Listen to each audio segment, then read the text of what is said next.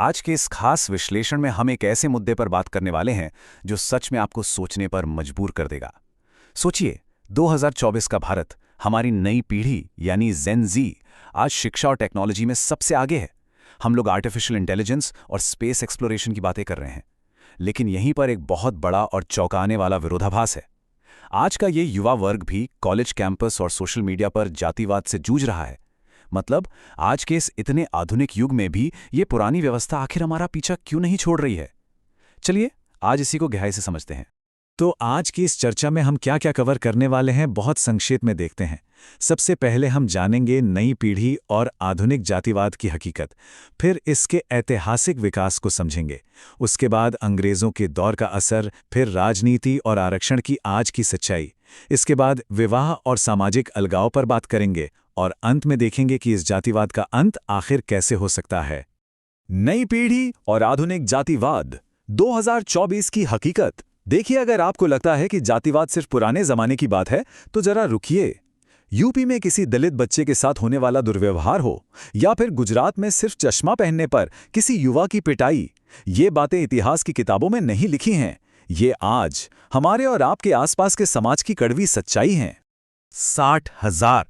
जरा इस नंबर के बारे में सोचिए। 60,000 ये कोई मामूली आंकड़ा नहीं है। ये हमारे देश में विशेष रूप से अनुसूचित जाति और अनुसूचित जनजाति समुदायों के खिलाफ दर्ज किए गए दुर्व्यवहार के मामलों की संख्या है। और हैरानी की बात तो यह है कि इसमें अन्य वंचित वर्गों का डेटा तो अभी जोड़ा भी नहीं गया है। ये आंकड़ा सच में परेशान करने वाला है। और ये देखिए, 20 से 25%। एक हालिया सर्वे बताता है कि आज भी पूरे देश में और सभी धर्मों में 20 से 25% लोग ऐसे हैं जो किसी अनुसूचित जाति के व्यक्ति को अपना पड़ोसी तक बनाना स्वीकार नहीं करना चाहते। मतलब, हम कितने भी आधुनिक क्यों हो गए हों, हमारी मानसिकता के किसी कोने में ये भेदभाव आज भी अपना घर बनाए हुए हैं। जाति का ऐतिहासिक विकास, कर्म से डीएनए तक का सफर। अब सबसे बड़ा सवाल ये उठता है कि ये सब शुरू कैसे हुआ? इस जटिल सिस्टम को समझने के लिए हमें इतिहास के पन्नों को पलटना होगा और देखना होगा कि कैसे सिर्फ एक पेशे का चुनाव जन्म पर आधारित इतनी कठोर व्यवस्था में बदल गया। अगर हम ऋग्वेद जैसे अपने एकदम प्रारंभिक ग्रंथों की बात करें, तो उनमें जो वर्ण व्यवस्था थी वो इंसान के कर्म और उसकी योग्यता पर आधारित थी। वो काफी लचीली थी। मतलब, लोग अपनी क्षमता और रुचि के हिसाब से अपना काम चुन सकते थे। लेकिन हुआ क्या, बाद में मनुस्मृति जैसे ग्रंथों ने धर्म का सहारा लिया और इस लचीलेपन को जन्म पर आधारित एक बेहद कठोर और सख्त सामाजिक नियम में बदल कर रख दिया। इतिहास को अगर हम एक सिलसिलेवार तरीके से देखें तो कहानी कुछ यूं है। जब इंसानों ने खेती शुरू की तो काम का बंटवारा हुआ। ऋग्वेद के टाइम पर वर्ण व्यवस्था आई और फिर मनुस्मृति ने उन नियमों को एकदम कड़ा कर दिया। लेकिन पता है, सबसे बड़ा और क्रिटिकल बदलाव कब आया? हार्वर्ड यूनिवर्सिटी की एक डीएनए स्टडी साबित करती है कि आज से लगभग 1700 से 1900 साल पहले भारत में अलग अलग जातियों के बीच होने वाले विवाह पूरी तरह से रुक गए। और इसी वजह से जाति असल में हमारी आबादी के डीएनए का एक अटूट हिस्सा बन गई। औपनिवेशिक काल का प्रभाव, अंग्रेजों की फूट डालो और राज करो की नीति। अब आते हैं अंग्रेजों के दौर पर। उन्होंने इस सामाजिक खाई को न सिर्फ देखा, बल्कि भारत पर अपना कब्जा बनाए रखने के लिए बहुत चालाकी से इसका इस्तेमाल भी किया। इस बात को समझने के लिए एक ब्रिटिश अफसर एल मिडल्टन का ये बयान बहुत कुछ साफ कर देता है। उन्होंने खुद ये बात मानी थी कि हमने कई भारतीयों को जबरन जातियों में बांट दिया है और ये जाति आधारित जनगणना बंद होनी चाहिए। दरअसल 1857 की क्रांति के बाद अंग्रेजों को एक एकजुट भारत से डर लगने लगा था। इसलिए उन्होंने जनगणना और मार्शल रेस जैसी थ्योरी का इस्तेमाल करके जानबूझकर हमारे बीच के इस विभाजन को और भी ज्यादा गहरा कर दिया। राजनीति और आरक्षण की वास्तविकता, आज का आधुनिक विभाजन। तो अब बात करते हैं आज के दौर की उन संरचनात्मक वास्तविकताओं की जो हमारे युवाओं के सामने जाति की इस दीवार को आज भी बिल्कुल स्पष्ट और मजबूत बनाए रखती हैं। हमारे देश की राजनीतिक सच्चाई क्या है?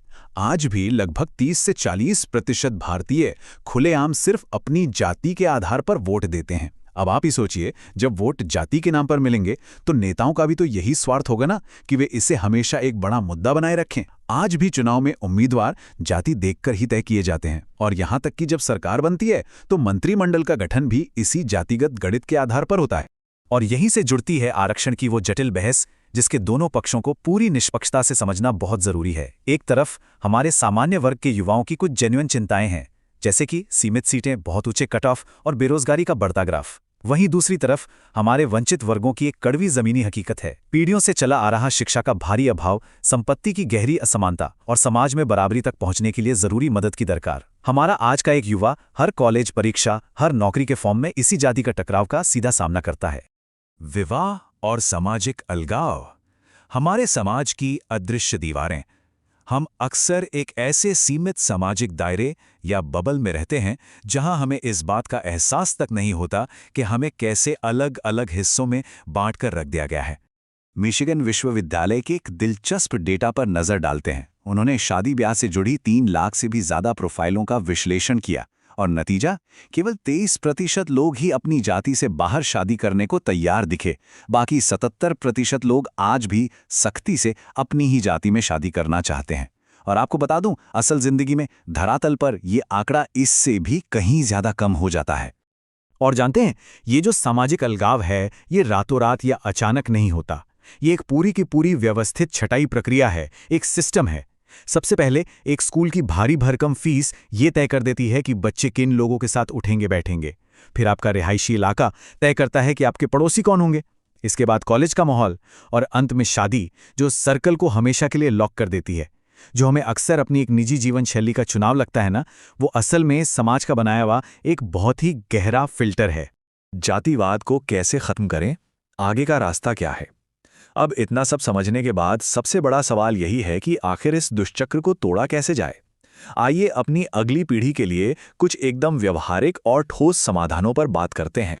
Doctor B.R. अम्बेडकर जी ने एक बहुत ही शक्तिशाली बात कही थी, मुझे वो धर्म पसंद है जो स्वतंत्रता, समानता और बंधुत्व सिखाता है। दुनिया भर के कई महान समाज सुधारकों और विचारकों का यह साफ मानना था कि इस जातिगत शुद्धता के भ्रम को तोड़ने का सबसे बड़ा और सबसे मजबूत हथियार अंतर्जातीय विवाह ही है। तो एज ए जेनजी हम इस पुरानी विचारधारा को आगे बढ़ने से कैसे रोक सकते हैं? बहुत ही प्रैक्टिकल कदम है। पहला, अंतर्जातीय विवाह को सामान्य बनाना और उसका खुलकर समर्थन करना। दूसरा, सोशल मीडिया पर आजकल जो जाति आधारित वर्चस्व दिखाने वाली रील्स या मनोरंजन चलता है, उसे बढ़ावा देना तुरंत बंद करना। तीसरा, जानबूझकर अपने दोस्त बनाने के दायरे को बढ़ाना और अलग अलग बैकग्राउंड के लोगों से जुड़ना। और चौथा, किसी के उपनाम या सरनेम को एक फिल्टर की तरह इस्तेमाल करना आज ही से छोड़ देना। आखिर में मैं आपको एक बहुत ही गहरे सवाल के साथ छोड़कर जा रहा हूं। क्या हमारी आज की ये नई और पढ़ी लिखी पीढ़ी जाति को ही अपना भविष्य बनाएगी, या फिर हम सब मिलकर इसे एक भुला हुआ अतीत बना देंगे? इस व्यवस्था को तोड़ने में हम में से हर एक व्यक्ति की भूमिका बहुत अहम है। इस गंभीर विश्लेषण में हमारे साथ जुड़ने के लिए आपका बहुत बहुत धन्यवाद। मुझे पूरी उम्मीद है कि इस चर्चा से आपको इस जटिल विषय को स्पष्ट रूप से समझने में मदद मिली होगी। हमेशा सीखते रहिए और हाँ, सही सवाल जरूर पूछते रहिए।